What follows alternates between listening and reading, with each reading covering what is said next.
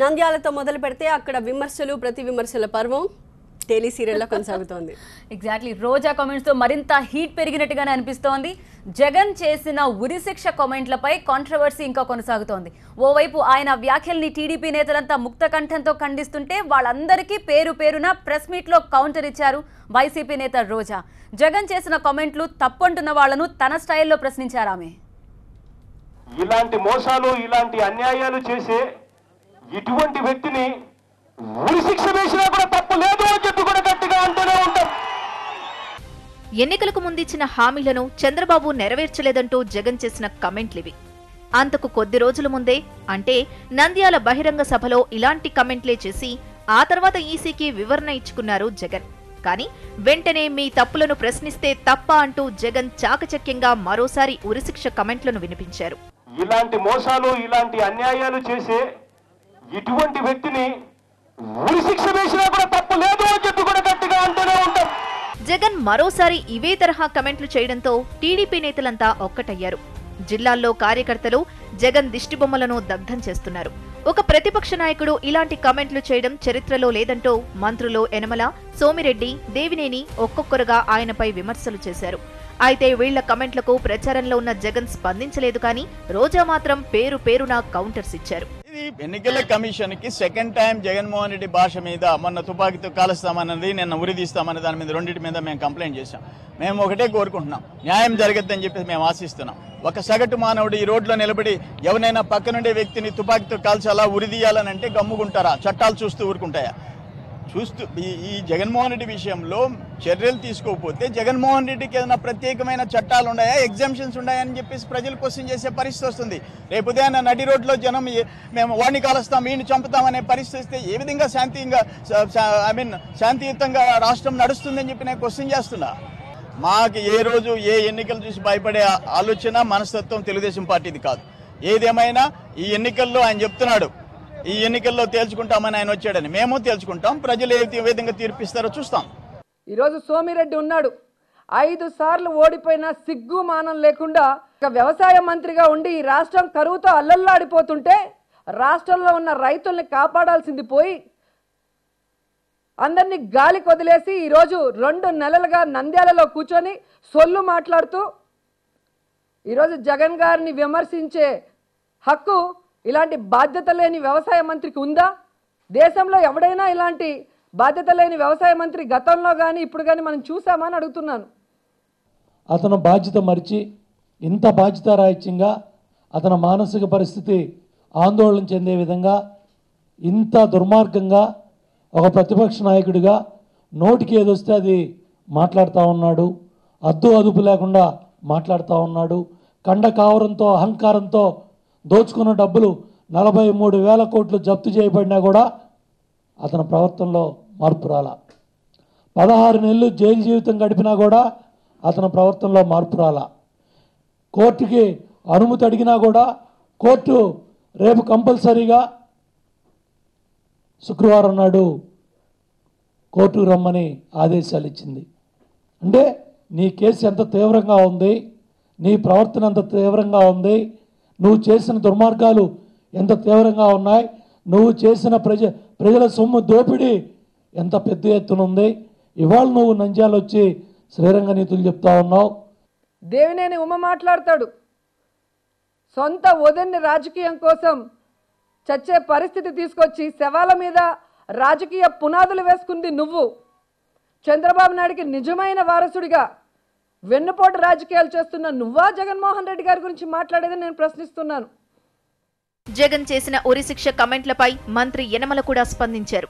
జగన్ మానసిక పరిస్థితి సరిగా లేదంటూ వ్యాఖ్యానించిన ఆయన్ను రోజా మరింత ఘాటు పదజాలంతో విమర్శించారు. రాజకీయ విలువల్ని, ప్రజాస్వామ్యాన్ని కూని చేస్తూ ఈరోజు నువ్వేదో దేవుళ్లాగా నీ మంత్రులు నీ ఎమ్మెల్యేలు మాట్లాడుతుంటే నిజంగా జనాలు నవ్విపోతున్నారు. ఈరోజు యనమల రామకృష్ణుడు మాట్లాడే మాటలు చూస్తుంటే దయ్యాలు వేదాలు వర్లించినట్టున్నాయి. తనకి రాజకీయ భిక్ష పెట్టి స్పీకర్ని చేసిన ఎన్టీ రామారావు గారికి కనీసం మైక్ ఇవ్వకుండా ఆయన కళ్ళ నీళ్లు పెట్టుకొని ఏడుస్తూ అసెంబ్లీ దాటి వెళ్లే విధంగా చంద్రబాబు నాయుడుతో చేతులు కలిపి చేసిన నువ్వా నైతిక విలువల గురించి, రాజ్యాంగం గురించి, ప్రజాస్వామ్యం గురించి మాట్లాడేది. నీ బతుకేంటో, నీ తమ్ముడు బతుకేంటో తునికి వెళ్తే అర్థమవుతుంది. మీరు చేసే దోపిడీలు కానీ, మీరు చేసే అరాచకాలు కానీ, మీరు చేసే అవినీతి ఏంటో తునికి వెళ్తే మీకు గమనించవచ్చు. ఎవరైనా కూడా చెప్పే పరిస్థితి ఉంటుంది. జగన్ తీరుకు నిరసనగా నంద్యాల ప్రచారంలో ఉన్న అఖిలప్రియ అక్కడికక్కడే ధర్నాకు దిగారు. ఆయన చేసిన కమెంట్స్ బేషరతుగా వెనక్కి తీసుకోవాలని, క్షమాపణ చెప్పాలని డిమాండ్ చేశారు.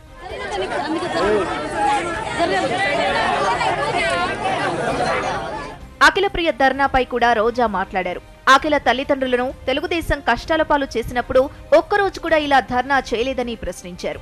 ఈరోజు అడుగుతున్న అఖిలప్రియకు ఉన్న అర్హత ఏంటి మంత్రి అవ్వటానికి? ఈ రాష్ట్రం గురించి తెలుసా? రాష్ట్ర సమస్యల గురించి తెలుసా? మహిళల గురించి తెలుసా? మహిళా చట్టాల గురించి తెలుసా? ఎవరికైనా ఏమైనా న్యాయం చేసే అవకాశం ఉందా అని అడుగుతున్నా. కేవలం వైఎస్ఆర్ కాంగ్రెస్ పార్టీని వెన్నుపోటు పడిచి 20 మంది ఈ పార్టీ నుంచి తెలుగుదేశం పార్టీకి పోవటానికి ఆద్యులుగా ఉన్నందుకు వాళ్ళ నాన్నకి ఆవిడకి ఇచ్చిన గౌరవం అది నేను అడుగుతున్నాను. ఈరోజు అఖిలప్రియ వాళ్ళ నాన్న మీద ఎస్సీ ఎస్టీ కేసు పెట్టినప్పుడు రోడ్డు మీద కూర్చొని ధర్నా చేస్తుంటే ప్రజలు హర్షించుంటారు. కర్నూలు ప్రజలు వాళ్ళ నాన్నని 14 రోజులు జైల్లో పెట్టి హింసించినప్పుడు ఆవిడ ధర్నా చేస్తుంటే ప్రజలు హర్షించుంటారు. ఈరోజు అమ్మ లేదు, నాన్న లేదు అని చెప్పేసి చంద్రబాబు నాయుడు గారు రాసిచ్చిన స్క్రిప్ట్ మాట్లాడుతూ ఓట్ల కోసం తిరుగుతున్నావే కానీ ఆ తండ్రి చావుకు కారణమైన వాళ్ళు ఎవరు? ఆ తల్లి అసెంబ్లీలో అవమానం పాలు కావడానికి తెలుగుదేశం పార్టీ వాళ్ళ చేతిలో జరిగిన సందర్భాలు ఏంటో కూడా తెలియకుండా ఈరోజు అమ్మాయి ప్రవర్తిస్తున్న తీరు చూస్తుంటే నంద్యాల వాళ్ళే కాకుండా కర్నూలు ప్రజలు కూడా ఆశ్చర్యపోతున్నారు. మొత్తంగా ఇచ్చిన హామీలు మరిచిపోయిన సీఎంను ఏమైనా అంటామంటూ జగన్ సహా వైసీపీ నేతలంటున్నారు. అభివృద్ధి మంత్రంతో తెలుగుదేశం ప్రజల్లోకి వెళ్తోంది తప్ప నీచ రాజకీయాలతో కాదని తెలుగుదేశం వాదిస్తోంది. ప్రజలు విజ్ఞులు, ఎవరిని ఎలా ఓడిస్తారో చూడండంటూ రెండు పార్టీలు మాత్రం కామన్ గా ఒక మాట అంటున్నాయి. మరి ప్రజలు ఎటువైపు మొగ్గుతారో చూడాలి. దీప్తి, మొన్న కాల్చిపరేయాలన్నారు, తర్వాత ఉరిశిక్ష అంటున్నారు, ఇంకా అక్కడికే వస్తున్నా. ఒకవైపు జగన్ కామెంట్లపై కాంట్రవర్సీ కంటిన్యూ అవుతున్నా ఆయనలో మాత్రం అదే దూకుడు ప్రచార రూపంలో కనిపిస్తోంది. 3వ రోజు నంద్యాల క్యాంపెయిన్లో ఉన్న జగన్ ధనబలంతో ప్రజల్ని కూడా కొంటారని విమర్శిస్తున్నారు. ప్రతిపక్ష పార్టీ అధినేత చూపిస్తున్న మాటల దూకుడుపై నంద్యాలలోనే కాదు విజయవాడ సహా రాష్ట్రంలోని పలు ప్రాంతాల్లో టీడీపీ నిరసనలు చేస్తోంది. నంద్యాలలో టీడీపీని గెలిపించి జగన్ తీరుకి చెక్ పెట్టాలని కోరుతోంది.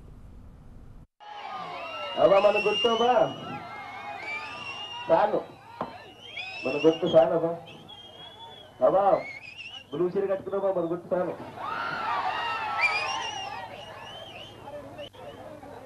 ఎక్కడమ్మా? మన గుర్తు సానమ్మా, సాంతలు అవా ఎక్కడమ్మా? సానమ్మా, మన గుర్తు సానమ్మా. ఇక్కడమ్మా, ఇక్కడ పచ్చి చీర కట్టుకున్నావా? ఎర్ర చీర కట్టుకున్నావా? మన గుర్తు సాను. రానన్నా మన గుర్తు, రానన్నా తల్లి అవా మన గుర్తు రానవా? ఇక్కడవా మన గుర్తు రాను. 3వ రోజు నంద్యాలలో జగన్ టూర్ కొనసాగుతోంది. శిల్పా మోహన్ రెడ్డిని గెలిపించాలన్న సంకల్పంతో ఫ్యాన్ పట్టుకుని మరీ ప్రచారం చేస్తున్నారు వైసీపీ అధినేత.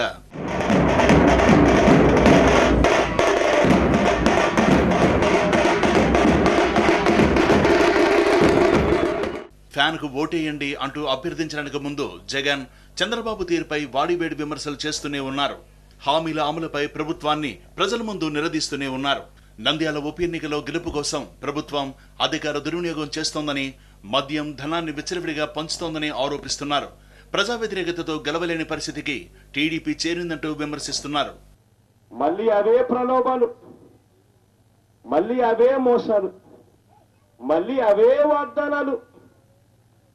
డబ్బుతోనూ మద్యంతోనూ పోలీస్ బలంతోనూ చంద్రబాబు నాయుడు గారు ఎన్నికలు చేసేసుకోవచ్చులే, ప్రజలకు నేను చెప్పింది ఏమీ చేయకపోయినా కూడా ప్రజలేం చేయగలుగుతారులే, నా దగ్గర డబ్బు ఉంది, డబ్బుతో నేను ఏమైనా చేయగలుగుతా, ఎమ్మెల్యేలైనా కొనగలుగుతాను, ఆ డబ్బుతో అవసరమైతే ప్రజలకు ఒక్కొక్కరికి 5,000 ఇచ్చి ప్రజలను కూడా కొనగలుగుతాను అని చెప్పి అహంకారం చంద్రబాబు నాయుడు గారికి పూర్తిగా వచ్చేసింది. ఆయన కళ్ళు ఇవాళ ఇక్కడ లేవు, ఆయన కళ్ళు ఇక్కడికి వచ్చాయి. ఎవరినైనా కూడా నీ రేట్ ఎంత, నేను కొనుగోలు చేయలేనా అనే పరిస్థితిలోకి చంద్రబాబు నాయుడు గారు వచ్చారు. జగన్ ప్రచారంలో వాడుతున్న పదజాలంపై రాష్ట్రంలోని టీడీపీ శ్రేణులు నిరసన వ్యక్తం చేస్తున్నారు. చంద్రబాబు ప్రశాంతత కోరుకునే వ్యక్తి కాబట్టే జగన్ హద్దు అదుపు లేకుండా మాట్లాడుతున్నారని విమర్శించారు. ఈ పరిస్థితి మారాలంటే వైసీపీకి గట్టి దెబ్బ తగిలేలా నంద్యాలలో టీడీపీని గెలిపించడని కోరుతున్నారు. జగన్ మాట్లాడుతున్న 5,000 మాటను ఆయనపైకే విసిరారు ఎమ్మెల్సీ బుద్దా వెంకన్న. జగన్ ఇచ్చే డబ్బు తీసుకుని ఓటు మాత్రం టీడీపీకి వెయ్యాలని సూచించారు. జగన్మోహన్ రెడ్డి దగ్గర లక్షల కోట్లు ప్రజాధనం ఉంది. అందులో 44,000 కోట్లు ఈడీ జప్తు చేసిన, ఇంకా చాలా కోట్లు, వేల కోట్లు, లక్షల కోట్లు ఉన్నాయి ఆయన దగ్గర. ఇప్పుడు అవన్నీ కూడా డంప్ చేసి ఇవాళే టీవీలో చూస్తున్నాం. వైఎస్ఆర్ పార్టీకి చెందినటువంటి, అది మళ్ళీ సాక్షి టీవీలో 3,50,000 రూపాయలు పట్టుకున్నారు. అది లెక్క చూపించినా వదలట్లేదని. అంటే అప్పుడే మొదలైంది. లెక్కల ద్వారానే వెళ్తాయి. అక్కడికి వెళ్ళే ప్రతి డబ్బు కూడా ఏదో లెక్క ద్వారా విజయసాయి రెడ్డి చూపించి చేపిస్తాడు. కానీ నంద్యాల ప్రజలు ఒకటి మాత్రం గుర్తుపెట్టుకోండి, జగన్మోహన్ రెడ్డి ఇచ్చే 5,000 తీసుకోండి, ఓటు మాత్రం అభివృద్ధికి వేయండి. ఏదైతే రాష్ట్రాన్ని ముందుకు తీసుకెళ్లాలని ఒక సంకల్పంతో పనిచేస్తున్నారో చంద్రబాబు నాయుడు గారికి వేయండి అని నంద్యాల ప్రజలకు మేము చెప్తున్నాం. నిజాయితీ, అసలు జగన్మోహన్ రెడ్డి నిజాయితీ పరుడు అంటే ఎంత పెద్ద జోక్ అండి.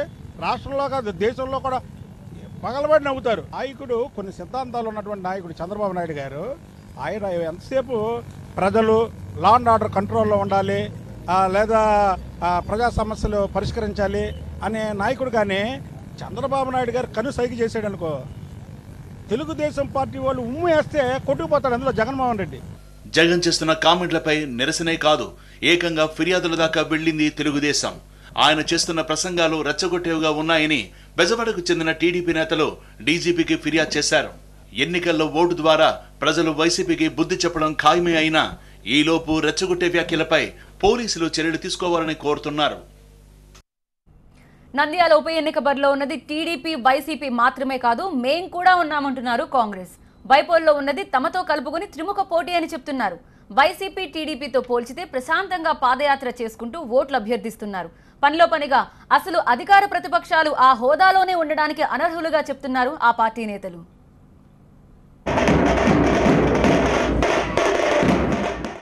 నంద్యాల బరిలో ఉన్నది ఎవరు? టక్కుని చెప్పే మాట టీడీపీ, వైసీపీ. నంద్యాలలో గెలిచేదెవరు? వెంటనే చెప్పే మాట టీడీపీనో వైసీపీనో. కానీ అది రెండు పార్టీల వ్యవహారం కాదు, త్రిముఖ పోటీ అని గట్టిగా చెబుతోంది కాంగ్రెస్. ఇన్నాళ్ళు ప్రజలకు వెళ్లడానికి నేతలు ఆలోచించారు తప్ప ప్రజలు మాత్రం తమ పక్షానే ఉన్నారని నంద్యాల ప్రచారంతో తెలిసిపోతోందని గట్టిగా చెబుతున్నారు ఏపీ పిసిసి చీఫ్ రఘువీరారెడ్డి. ఈరోజు ఇట్స్ ఎ ట్రయాంగులర్ ఫైట్. వాళ్ళకి మేము రీచ్ అవుతున్నాం. మేము రీచ్ కాలే, జనం దగ్గర పోలేకుండా జంకుతోనే ఇది ఉంది. కానీ మేము పోతుంటే మాత్రం అనూహ్యమైనటువంటి స్పందన ఉంది. మేము పోయిన చోటల్లో కూడా బాగా ఉంది. చాలా నాకు సంతృప్తిగా ఉంది. అందులో ఇక్కడ సమస్యలు అయితే తాండవిస్తా ఉన్నాయి. వాహనం ఎక్కకుండానే గ్రామానికి పాదయాత్ర చేస్తూ నంద్యాల ఉప ఎన్నికకు ఓటు అడుగుతోంది కాంగ్రెస్. పనిలో పనిగా వైసీపీ, టీడీపీలు రాజకీయాలని ఉప ఎన్నికను బ్రష్ పట్టించారంటూ ప్రజలకు చెబుతున్నారు. గతాన్ని మరిచి ఓటేయమని కోరుతున్నారు. ఆ ఇద్దరు, చంద్రబాబు నాయుడు గారు ముఖ్యమంత్రిగాను ఆ పార్టీ అధ్యక్షుడిగా ఉండడానికి అనర్హుడు. నా పెన్షన్ తీసుకుంటున్నారు, నా రోడ్ల మీద తిరుగుతా ఉన్నారు, మీరు నాకు ఓటు వేయకపోతే మీరు నడవడానికి అర్హులు, పెన్షన్ తీసుకోవడానికి అనర్హులు అని అపారమైనటువంటి అనుభవము.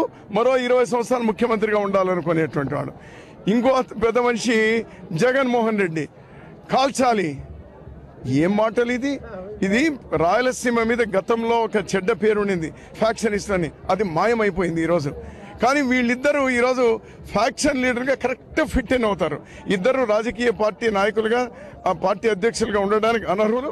టీడీపీ, వైసీపీ పెడుతున్న కోట్ల రూపాయల ఖర్చుతో ప్రాజెక్టులు పూర్తి చేసి జిల్లాను సస్యశ్యామలం చేయొచ్చంటూ విమర్శిస్తున్నారు కాంగ్రెస్ సీనియర్ నేత కోట్ల సూర్యప్రకాష్ రెడ్డి. ఈ ఎలక్షన్లో ఎవరు గెలిచినా ఉన్నా, జగన్ గెలిచినా గవర్నమెంట్ ఫామ్ చేయలేడు. ఒకవేళ చంద్రబాబు గెలిచినా చంద్రబాబు ఓడినా గవర్నమెంట్ పడిపోదు. జగన్మోహన్ రెడ్డి మా ప్రభుత్వం రాదు. వీళ్ళు ఎందుకు ప్రెషర్ తీసుకోవడానికి అర్థం కావట్లేదు. అదే ప్రెషర్, ఈ డబ్బు ఖర్చు డబ్బులు పార్లమెంట్ పెట్టింటే శాశ్వతంగా నంద్యాల సత్యనారాయణ ఇది ఎలక్షన్ ముందే ఈ కార్యక్రమం చేపడతారు. కానీ చాలా తప్పు చేస్తే ఇద్దరు కూడా ప్రజల గురించి మాట్లాడి తిట్టుకుంటారు. ఇద్దరు నేను చంపేస్తా ఉరేస్తా మళ్ళీ నేను జగన్ మాట్లాడి చంపేస్తాను వాళ్ళు తిప్పుతారు వీళ్ళు. నంద్యాలలో ఉన్నది త్రిముఖ పోటీనే అయినా ఒకవేళ కాంగ్రెస్ ఓడిపోతుందని ఎవరైనా అన్నా ఆ పార్టీ నేతలు ఎక్కడ అసంతృప్తికి లోనయ్యే పరిస్థితి లేదు. ఎందుకంటే గతంతో పోల్చితే కాంగ్రెస్ ప్రజల్లో ఇంకా సజీవంగా ఉందని చెప్పుకునేలా నంద్యాల రియాక్షన్ వాళ్లను ఆనందంలో ముంచెత్తుతోంది. నేరళ్లలో దళితులపై దాడి ఘటన వివాదం ఇంకా కొనసాగుతూనే ఉంది. మొన్నటి వరకు ప్రభుత్వం స్పందించలేదని ఎదురుదాడి చేసిన కాంగ్రెస్ సహా విపక్షాలు ఇప్పుడు ఇంకో అవకాశాన్ని వాడుకుంటున్నాయి. బాధితులను పరామర్శించిన మంత్రి కేటీఆర్ పోలీసుల అత్యుత్సాహం వల్లే దాడి జరిగిందని చెప్పారని, మరి పోలీసులపై యాక్షన్ ఎందుకు తీసుకోవట్లేదని నినదిస్తున్నారు.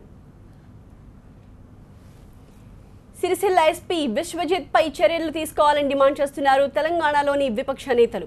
కాంగ్రెస్, టీడీపీ, సిపిఐ నేతలంతా అఖిలపక్షంగా ఏర్పడి డీజీపీని కలిశారు. స్వయంగా మంత్రి పోలీసులని కారణంగా చూపిన తర్వాత ఎస్పీపై ఎందుకు సస్పెన్షన్ వేటు వేయరని ప్రశ్నించారు. దాడికి పాల్పడింది ఎస్పీ విశ్వజిత్ అని ఫిర్యాదు చేస్తే ఎస్ఐని ప్రభుత్వం బ్యాడ్ చేసిందని ఆరోపిస్తున్నారు. అసలు పోలీసులతో సంబంధం లేకుండా ఎస్ఐని సస్పెండ్ చేసినట్టు కేసీఆర్ ఎలా చెప్తారంటూ ప్రశ్నించారు. నేరళ్ల ఘటనపై విపక్షాల స్పందనని పొలిటికల్ టూరిజం అన్న కేటీఆర్ తీరుని ఖండించారు కాంగ్రెస్ వర్కింగ్ ప్రెసిడెంట్ భట్టి విక్రమార్క. ఏమీ జరగకపోతే కేటీఆర్ ఎందుకెళ్లారు, పోలీసుల తప్పని ఎందుకన్నారో చెప్పాలని డిమాండ్ చేస్తున్నారు. ఎస్ఐ కాదు ఎస్పీపై చర్యలు కావాలంటున్న భట్టితో మా ప్రతినిధి Rakesh face to face. Political tourism KTR చెప్తున్నట్లుగా అక్కడ జరిగిందంతా కూడా కేవలం ఒక పొలిటికల్ టూరిజం. అన్ని పార్టీలు దాన్ని ఇష్యూని తీసుకొని రాష్ట్రంలో ప్రతిపక్షాలకు ఏ ఇష్యూ లేదు కాబట్టి ఒక ఇష్యూను అక్కడ జమ చేసుకొని దాన్ని ఒక పొలిటికల్ టూరిజం లాగా వాడుకున్నారని చెప్తున్నారు. ఈ రోజుతో మీ పొలిటికల్ టూరిజం ముగిసినట్లయినా, ఎందుకంటే ప్రభుత్వం యాక్షన్ తీసుకుంది కాబట్టి. అంటే పాలకులకి హింస జరుగుతూ ఉంటే, ఆ హింసలో కొంతమంది చనిపోతూ ఉంటే అది టూరిజం లాగా కనిపిస్తుంది.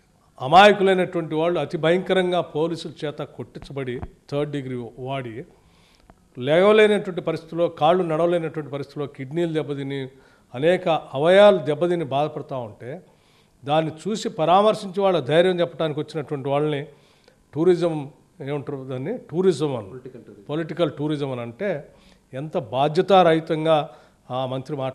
మేము ఏ సంఘటన అయితే జరిగింది, బాధితులు పోలీసు చేతుల్లో హింసింపబడ్డారు, చాలా భయంకరంగా 3rd డిగ్రీ వాడారు వాళ్ళని మేము చెప్పింది అవాస్తవం అని అతను భావించుంటే అతను ఎందుకు హాస్పిటల్కి వెళ్ళాడండి?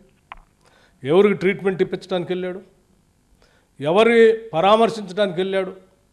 ఎవరు తప్పులు జరిగాయి దీని మీద నాకు ఇప్పుడే తెలిసింది, నేను వెంటనే డిఐజీని ఎంక్వైరీ చేశాను, నేనేం చేస్తానని చెప్పాడు.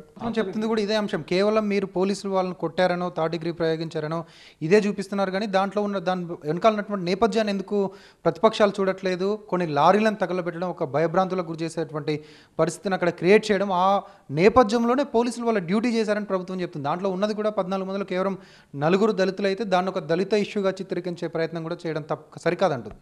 అంటే నేను ఓన్లీ దళిత ఇష్యూ ఒక్కటే మాట్లాడలే, ఆ 4 పాటు మిగతా ఉన్న 3 బలహీన వర్గాలు కూడా నేను వాళ్ళతో మాట్లాడాను. అంటే మీరు లీడ్ తీసుకుంది దళిత ఇష్యూనే, అది మొదటి నుంచి కూడా నేరల ఇష్యూనే. రెండు విషయాలు మాట్లాడుకుంటూ వచ్చాం. ఆయన మాట్లాడుతున్నాడు దళితుడు, నేను బలహీన వర్గాలు కూడా ఉన్నారని చాలా స్పష్టంగా మొదటి రోజు నుంచి చెప్తా ఉన్నాం. మేము చనిపోయింది గిరిజనుడు, దెబ్బలు భయంకరంగా దెబ్బన్న 4 వీళ్ళు, మిగతా బలహీన వర్గాల వాళ్ళు ఆయన చెప్తా ఉన్నాడు. దాని వెనకున్న నేపథ్యం లారీలు తగలబెట్టారు కాబట్టి కొట్టారని. లారీలు తగలబెడితే ఆ తగలబెట్టినటువంటి వాళ్ళని పట్టుకొని మీరు న్యాయస్థానాలకు అప్పగించి జైలుకు పంపించాలి తప్ప, పోలీస్ స్టేషన్ కాకుండా మీరు సివిలియన్స్గా వెళ్ళి, సివిల్ డ్రెస్లో వెళ్ళి అక్రమంగా అర్ధరాత్రి కొంతమందిని ఎత్తుకొని వచ్చి 4 రోజులు 3rd డిగ్రీ ఉపయోగించి అతి భయంకరంగా కొట్టడం నాకు తెలిసి భారతదేశ చరిత్రలో ఏ చట్టంలో కూడా లేదు. ఇది దాన్ని ఆయన సమర్థిస్తున్నాడు అంటే అది ప్రైవేట్ ఆర్మీగా ఇతను వాడుకుంటున్నట్టే. ఇప్పుడు తాజాగా కాంగ్రెస్ పార్టీ చేస్తున్న డిమాండ్ ఏంటి? పోలీసులపైన చర్యలు తీసుకోవాలని నిన్నాళ్ళు డిమాండ్ చేశారు. నిన్న పోలీసులపైన ప్రభుత్వం చర్యలు తీసుకుంది, ఎస్సీ కమిషన్కి ఫిర్యాదు చేశారు, చాలా పెద్ద ఎత్తున ఆందోళన నిర్వహించారు. ఇప్పుడు తాజాగా ఏం చేయబోతున్నారు అంటే, ఎవరైతే బాధ్యుడై ఉన్నాడో ఆ అధికారిని వదిలేసి కింది స్థాయిలో ఎవరో ఒక్కడిని సస్పెండ్ చేసేసి నువ్వు సమస్య మొత్తాన్ని కూడా మసిపూసి మారేడుకాయ చేసి మేము పరిష్కారం చేసామని వదిలేయటం కోసం ప్రయత్నం చేస్తే కాంగ్రెస్ పార్టీ చూస్తూ ఊరుకోవటానికి సిద్ధంగా లేదు. ఇది మొత్తంగా నేరేళ్ల సంఘటనలో జిల్లా ఎస్పీని తొలగించే వరకు కాంగ్రెస్ పార్టీ బాధితుల పక్షాన పోరాడుతుందంటున్నారు. అప్పటి వరకు ప్రభుత్వం పైన ఒత్తిడి తీసుకొస్తున్నాం, బాధితుల పక్షాన ధైర్యంగా ఉండేలాగా మేము వారి పక్షాన్ని నిలబడతామంటున్నారు. కాంగ్రెస్ పార్టీలో ఎలాంటి విభేదాలు లేవు, కాంగ్రెస్ పార్టీలోనే కొనసాగుతాను, ఊరు పేరు తెలియని సోషల్ మీడియా పోస్టులకు నేను స్పందించనంటున్నారు బట్టి విక్రమార్క. Over to studio.